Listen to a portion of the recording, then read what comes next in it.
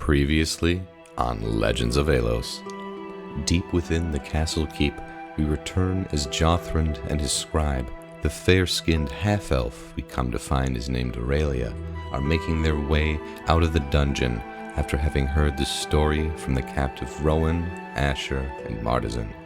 Aurelia is torn by the plight of the party members, whom she feels are being wronged by being left to their fates, but Jothrand somberly reminds her that though the light is powerful, it does not mean its followers have the ability to right all the wrongs in the world, as he beckons her to follow him to his next destination before they return to the temple, in audience with the Queen.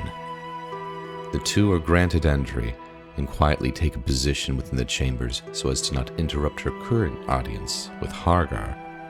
Aurelia senses that there is an ominous air about the Queen as Hargar explains himself, and the Queen conveys the story she wants him to hold to, of how the party had kidnapped him and held him for ransom, in an obvious attempt to demonize the Fated Five as much as possible.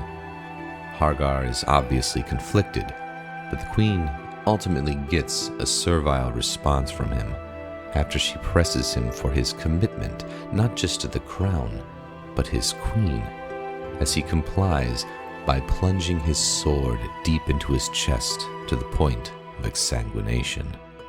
Though Jothrand does revivify him, and despite the support of Aurelia in taking action, it is not until the final seconds that Queen Belabeth permits him to do so.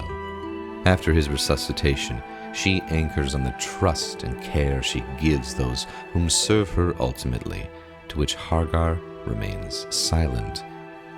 After the temple members leave, and in muttered conversation, Jothrand states to Aurelia how that woman on the throne is not a queen, but a monster. Aurelia voices how there must be something done beyond the scope of simply taking their last thoughts and wishes. In Jothrand's heart, he agrees with her, so he acquiesces for Aurelia to do what she feels she must, provided the furtive scribe take a clandestine approach. Still in their dimly lit cells, Asher and Rowan discuss their opinions of Jothrand after what had just transpired, making note that despite the reversal to his now sympathetic disposition towards them, the woman who accompanied him seemed even more perturbed about their situation than the Inquisitor himself.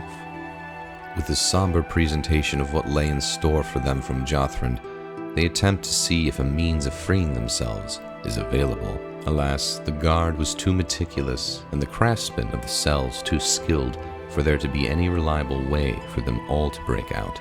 Their fate rests in the hands of their elven friends who managed to escape.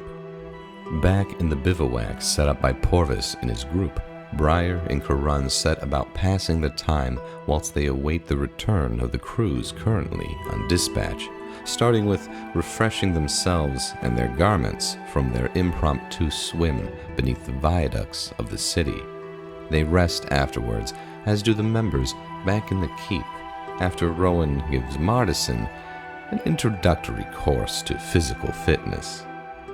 Morning light comes to the dungeon, and along with it, Jathril, enrobed in garments representative of his new position at the head of the Order of Heroes as he visits with his captive friends.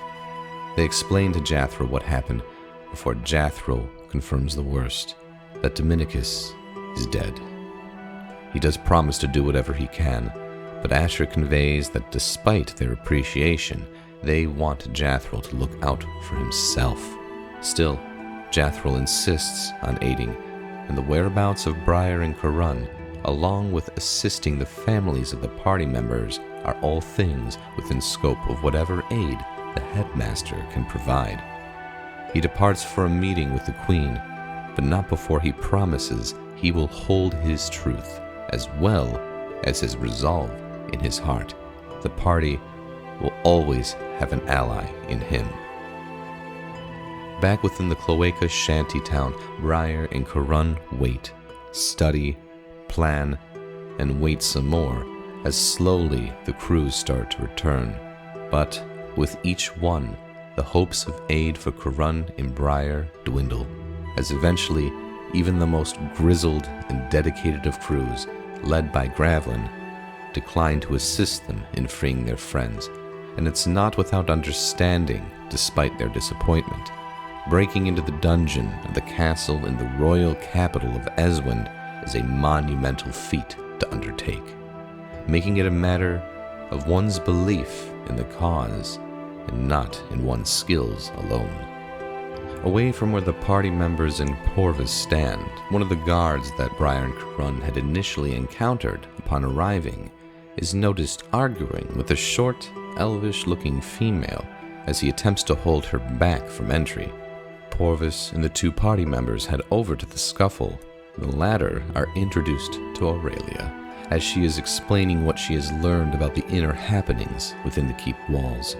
She introduces herself, but the party members are taken aback and become scrutinizing upon her mention of the Temple of Light, and especially of Jothrond. However, after she consents to Karun detecting her thoughts and validating everything relevant and more, they come to understand and accept her conviction in wanting to help them. Now, with an ally with the means to provide a method of entry, and along with the promise of indirect assistance from Porvis from outside of the keep's walls, the now 3 party members must flesh out the intricate details of their plan, to which Aurelia offs to gather material needs and speak with her mentor once again. Before she departs, though, Briar hands her journal about the temple to her, so that she might provide more against Headmother Catherine to Jothrond.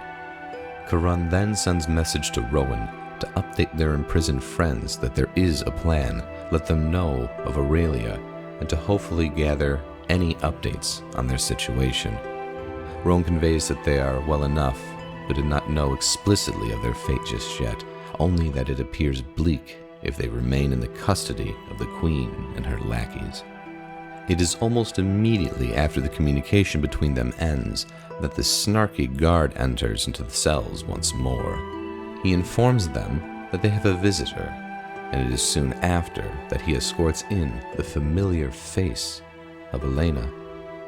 She is a welcome sight, especially in this bleak situation. She recalls how she's visioned that what has transpired has already sent Asher Asterion down a path, to which Rowan confirms as they look to his empty cell. Before Elena departs, Rowan requests she go to see Jathro, to which Elena agrees, despite the somber disposition about her response.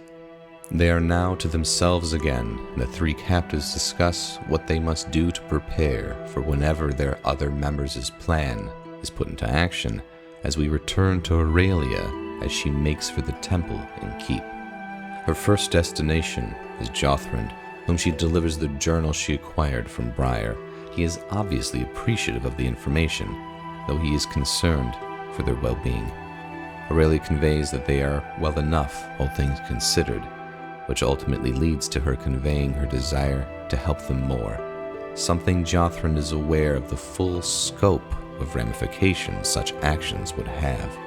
Still, Jothrond supports her decision, as he feels it to be right, though he is saddened in the admission that he will have to play the part in tracking her down as a result of her abdication. He does assist her in the necessary preparations for their plan, in making certain that the confiscated equipment of the imprisoned members is relocated to a secure location within the temple, along with temple vestments to disguise the individuals during their infiltration and exfiltration. Finally, she makes a stop to the cells, under the guise of gathering final wishes and words before their ends.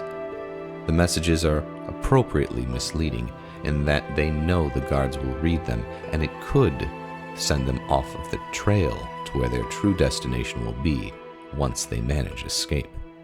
Asher requests that Aurelia bring some mundane items. Unbeknownst to the guards, they will be components for magics he will need during their escape, to which Aurelia promises. She departs from the castle to return to the city waterways after giving the messages to the guard and being meticulous on her way back to be certain that she is not followed, as Aurelia returns to begin the final preparations for the escape plan. And it is from here we shall continue the story of the Legends of Aelos.